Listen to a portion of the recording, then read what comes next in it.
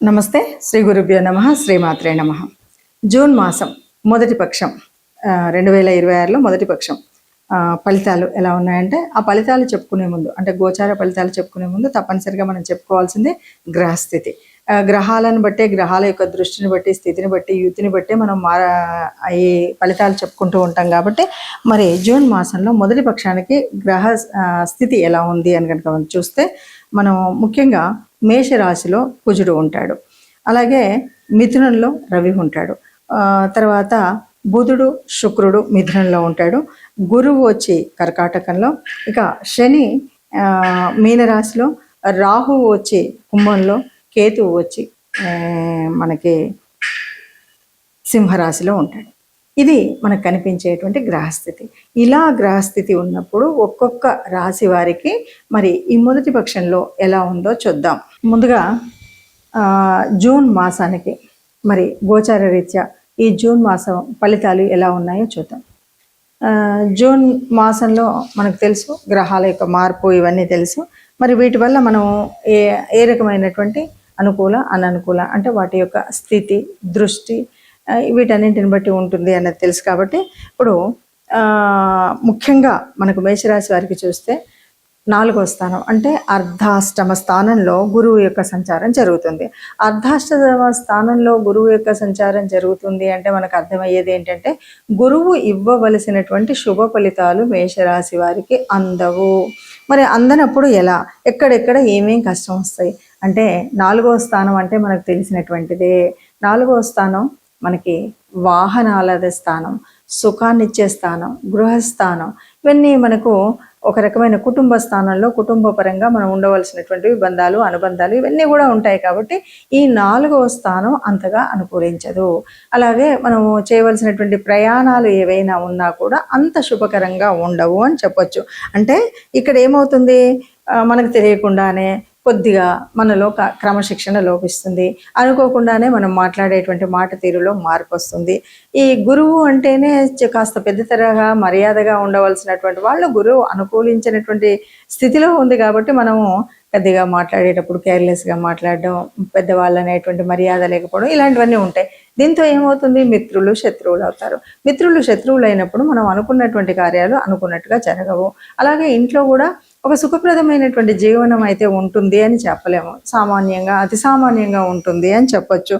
అలాగే ఆర్థిక వ్యవహారాలు, ఇప్పుడు గురువు అంటేనే అన్ని రకాల లాభాలు ఇచ్చేటువంటి వాడు, సుఖాన్ని ఇచ్చేవాడు, సంతోషాన్ని ఇచ్చేవాడు, అవన్నీ కూడా ఉండకుండా ఉంటాయి కదా.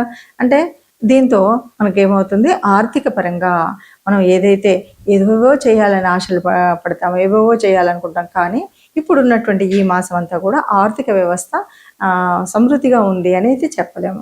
కాస్త కష్టంగానే గడుస్తుంది. కావలసినటువంటివి వస్తుంటాయేమో కానీ అది కష్టతరంగా జరిగేటువంటి స్థితి కనిపిస్తుంది.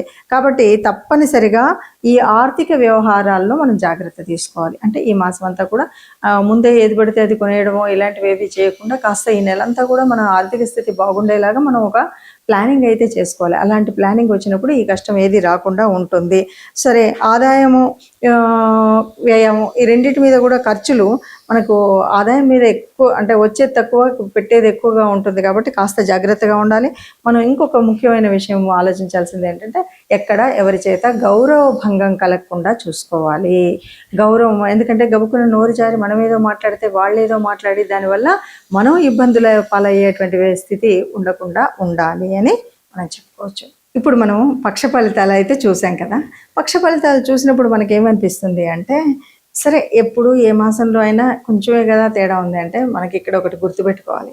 ఏం గుర్తుపెట్టుకోవాలంటే, ప్రతి రాశి యొక్క గమనం ఉంటుంది. అందులో దీర్ఘకాలంగా చెలించేటువంటి రాశులు కొన్ని. ఇప్పుడు శని ఉన్నాడు అనుకో, ఒక రోజులో మారిపోడు, కొన్ని నెలలు అందులోనే ఉంటాడు. కాబట్టి ఆ ఫలితం అలాగే కనిపిస్తూ ఉంటుంది, కొంచెం మార్పు. అలాగే రాహు కానీ కేతు కానీ 18 నెలలు అయితే కానీ మార్పు రాదు. అలాగే గురువు ఉన్నాడంటే సంవత్సర కాలం అందులోనే ఉంటాడు. ఇలా ఒక్కొక్క రాశికి ఒక ఉంటుంది. కేవలం నెలలో రవి, బుధుడు, శుక్రుడు, లేదా 45 రోజులకు మారేటువంటి కుజుడు, వీళ్ళు ఈ కొంచెం మార్పు వల్లనే మనకు ఉండేటువంటి మార్పు కనబడుతుంది. మరి మొదటి పక్షానికి రెండవ పక్షానికి తేడా ఏంటి అంటే, మనం అవునన్నా కాదన్నా రవి మొదటి పక్షంలో ఒక చోట అంటే 15 రోజులకు ఒకసారి నెలకు మారుతున్న 15వ తారీఖు మార్పు జరుగుతుంది కాబట్టి మొదటి 15 రోజులు ఒకవైపు ఒకలాగా, రెండవ 15 రోజులు ఒకలాగా కనిపిస్తుంది. ఆ రవి మారినటువంటి వల్ల రవి యొక్క ఏదైతే రవి ఇచ్చేటువంటి కారకత్వాల వల్ల మనకి మార్పు అనేటువంటిది ఆ చిన్న మార్పు కానీ పెద్ద మార్పు కానీ కనబడుతూ ఉంటుంది అనమాట. రవి ఉన్న స్థానాన్ని బట్టి, రవి చెందేటువంటి మార్పులు బట్టి, అలాగే బుధుడు చెందేసేటువంటి వాటిలో ఈ ఆలోచన శక్తి ఎలా ఉంటుంది ఏంటి అని మనం చెప్తాం. ఇలా చూస్తూనే మనం చెప్పుకునేటువంటిదే ఈ గ్రహస్థితి. మరి ఇలా చెప్పుకున్నప్పుడు మరి అలా చెప్పినా కూడా మీరు అన్నట్టుగా కొన్ని చోట్ల బాగా అనిపించింది, కొన్ని చోట్ల నాకు ఎగ్జాక్ట్గా అనిపించలేదు అంటాం. ఇవన్నీ కూడా మనం ఎందుకంటే ఈ బుధుడు ఇక్కడ ఉన్నాడు కాబట్టి యోజన శక్తి తక్కువ ఉంది, ఆలోచన విధానం తక్కువ ఉంది. ఈ బుధుడు ఇక్కడ ఉన్నాడు కాబట్టి ఈసారి మనకు మంచిగా అవుతుంది. గురువు ఉచ్చస్థానంలో ఉన్నాడు కానీ మీకు అనుకూలమైన స్థితి లేదు కాబట్టి ఆయన ఆలోచించే విధానం లేదు. గురువు ఉచ్చంలో ఉన్నాడు, మీకు అనుకూలమైన గ్రహం కాబట్టి మంచి మేధాశక్తి, మంచి ఆలోచన విధానం ఉంటుంది అని చెప్తాం. అంటే దీన్ని చెప్పేటప్పుడు అలా చెప్పడం వల్ల ఓహో నాకు ఇప్పుడు గురుగ్రహం సరిగ్గా అనుకూలంగా లేదు కాబట్టి నేను యోచించేటప్పుడు, ఎవరితో అయినా మాట్లాడేటప్పుడు, పెద్దలతో ఉండేటప్పుడు నేను ఇలాంటి నిర్ణయాలు తీసుకోవాలని ముందు జాగ్రత్త చర్యగా మనం చేయాల్సిన పనుల గురించి చెప్పేటువంటిది. దానివల్ల ఏవైతే నష్టాలు జరగవలసి ఉన్నవో ఆ నష్టాలు రాకుండా చూసుకోవడం కోసమే మనం ఈ పక్షఫలాలైనా మాసఫలాలైనా చెప్పుకుంటూ ఉంటాం. అది కూడా కాదు లేదు అంటే మనం తప్పనిసరిగా మన జన్మజాతకం, మన జన్మకుండల్లో ఉన్నటువంటి గ్రహస్థితులను ముఖ్యంగా చూసుకుని వాటి ప్రకారంగా మనం ఎక్కడెక్కడ ఏమి ఇబ్బందులు ఉన్నాయో ఒకసారి మీకు నచ్చిన మెచ్చిన లేదైనా మీకు తెలిసినటువంటి మరి జ్యోతిష్యుల దగ్గర చూయించుకుని అలా చేసుకున్నప్పుడు దాని యొక్క ఫలితం శుభంగా ఉంటుంది. అలా కాదు అన్నప్పుడు నెల పక్షాలు చూసుకున్నప్పుడు కొంతవరకు అయితే అనుకూలించే పరిస్థితి ఉంటాయి. వాటితో పాటు చెప్పబోయేటువంటి రెమెడీస్ కూడా తప్పనిసరిగా చేసుకోవాలి. అది చేసుకున్నట్టయితే బాగుంటుంది. ఇప్పుడు మనం చెప్పుకున్నటువంటి గోచార ఫలితాలు ఇవి అందరికీ అన్నీ సరిగ్గా ఇలాగే జరుగుతాయని చెప్పలేం. కానీ ఇందులో మనకు ఏ గ్రహాల యొక్క అనుకూలత తగ్గి ఉందో ఆ గ్రహాలను మనం సానుకూలం చేసుకోవడం కోసం ఏం చేయాలి, అనుగ్రహం పొందడం కోసం ఏం చేయాలి అన్నది ముఖ్యమైనటువంటి విషయం. ఎందుకంటే ఉన్నటువంటి నవగ్రహాలు అందరికీ అనుకూలించేవిగా ఉండకపోవచ్చు. కానీ ఎప్పుడైతే మనం కొన్ని కార్యక్రమాలు చేసినప్పుడు తప్పకుండా ఎలాంటి గ్రహం అయినా తప్పనిసరిగా మనకు అనుకూలంగానే ఉంటుంది. ఈ కార్యక్రమాలు ఏంటి అంటే తప్పనిసరిగా దాన ధర్మాలు చేయడం, ధార్మిక స్థితిలో ఉండడం అనేటువంటి అతి ముఖ్యమైనటువంటివి. మరి ఈ మాసంలో ప్రత్యేకించి మనం చెప్పుకోవాల్సింది ఏంటంటే గురువు యొక్క మార్పు జరిగింది కర్కాటక రాశిలోకి. ఇది బాగుంటుంది. అయినప్పటికీ మరి గురువు ఉచ్చస్థానంలో ఉన్నాడు. ఉచ్చస్థానంలో ఉన్నంతలో గురువు అందరికీ అన్ని వేళలా శుభుడా అంటే గురువు అంటేనే శుభగ్రహం. ఎన్నో రకాలైనటువంటి పాపాలని కూడా తగ్గించేటువంటి శక్తి ఉన్నటువంటి గ్రహం గురువు. అయినప్పటికీ కొన్నిసార్లు కొంతమందికి అది అనుకూలించదు. అంటే అనుకూలించినప్పుడు ఏం చేయాలి అంటే చెడైతే చేయదు, కానీ మనం గ్రహం యొక్క ప్రార్థన చేయడం కానీ గురువు యొక్క అనుగ్రహం పొందడానికి ఏమేం చేయాలి. ముఖ్యంగా ఈ మాసంలో చెప్పుకోదగినటువంటిది ఏంటి అంటే ఈ గురు మార్పు నుండి మనం పొందాల్సినటువంటి లాభం ఎలా అంటే మన యొక్క గురువులు, ఆచార్యులు లేదా గురువు స్థితిలో ఉన్నటువంటి వారు, గురు తుల్యులైనటువంటి వారు, తల్లిదండ్రుల స్థానంలో ఉన్నటువంటి వాళ్ళు, తల్లిదండ్రులు, వీళ్ళందరికీ కూడా ఎప్పుడు మనం కావలసినటువంటి సహాయం చేయడం, లేకపోతే వాళ్ళని అమర్యాద పాలు చేయకుండా ఉండడం, లేకపోతే వాళ్ళకి గౌరవాన్ని ఇవ్వడం, ఇలాంటివన్నీ కూడా చాలా ముఖ్యమైనటువంటివి.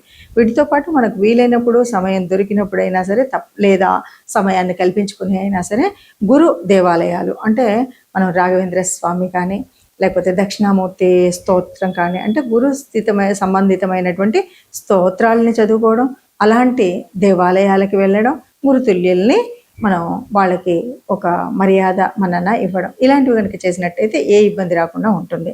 ఇక వీటితో పాటు తప్పనిసరిగా ఏ గ్రహము ఒక గ్రహం అనుకూలం, మరో గ్రహం అననుకూలం ఉంటుంది. కాబట్టి మీకు వీలును బట్టి తప్పనిసరిగా సర్వదేవతా నిలయమైనటువంటి గోశాలకు వెళ్ళండి. ఎందుకంటే గోమాత అక్కడ అన్ని దేవతలు ఆ తల్లిలో ఉంటాయి కాబట్టి గోశాలకు వెళ్ళండి. వీలుని బట్టి తోచినంత గోగ్రాసాన్ని ఇచ్చినట్టయితే మనకున్నటువంటి చిన్న కష్టమైన పెద్ద కష్టమైన అననుకూలంగా ఉన్నటువంటి స్థితిగతులైన తప్పనిసరిగా మనకు పెద్ద నష్టాన్ని తేకుండా సామాన్యంగానైనా ఉంటాయి అన్నది మనం ఆ జాగ్రత్తను పాటించడం కోసం చేయవలసినటువంటిది. ఏది ఏమైనా సరే మనం చేసేటువంటి ధార్మిక కార్యక్రమాల వల్ల, దాన ధర్మాల వల్ల మనం సుఖంగా ఉంటాం.